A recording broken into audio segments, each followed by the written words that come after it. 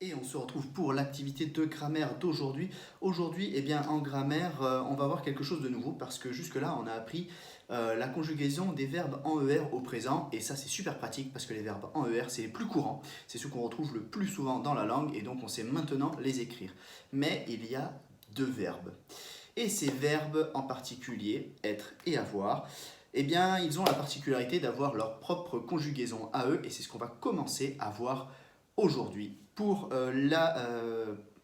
L'activité d'aujourd'hui, ce qu'on va faire, c'est qu'on va commencer par préparer son cahier, puis vous aurez un petit texte à lire et à la fin de ce texte, je vous donnerai les consignes pour les petits exercices de recherche et puis on continuera de travailler ces verbes toute la semaine. Donc tu as besoin de ton cahier, d'un stylo et c'est parti pour la préparation du cahier.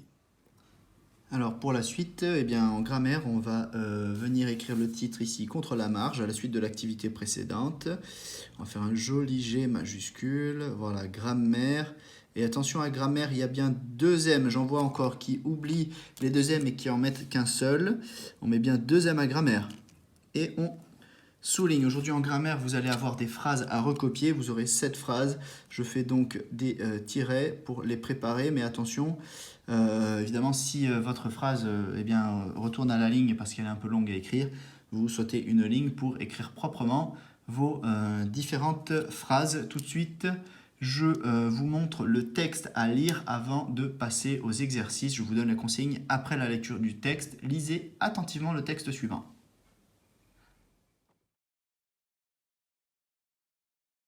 Alors, maintenant que tu as lu ce texte, eh bien, je vais te demander de réfléchir. Alors, de quoi parle ce texte? Qui sont les personnages? Qu'est-ce qu'ils font? Qu'est-ce qui leur arrive? Réfléchis bien à tout ça.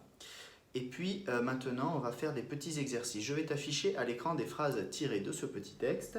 Et dans ces phrases, eh bien, il y a des mots qui sont écrits en gras. Ce sont les sujets des verbes. Tu vas changer ces sujets par un pronom personnel. Et puis, quand tu auras changé ce sujet par un pronom personnel, tu vas souligner le verbe de la phrase. Les verbes de ces phrases, ce sont les verbes être et avoir. Et on verra la prochaine fois comment on les conjugue pour tous les pronoms personnels. Cette activité, tu la fais donc dans le cahier en écrivant juste la phrase, en changeant le sujet par le pronom personnel et en soulignant le verbe. Tu m'envoies une photo de ton exercice et on continuera l'activité de grammaire conjugaison à la prochaine séance. Tout de suite, les phrases s'affichent à l'écran.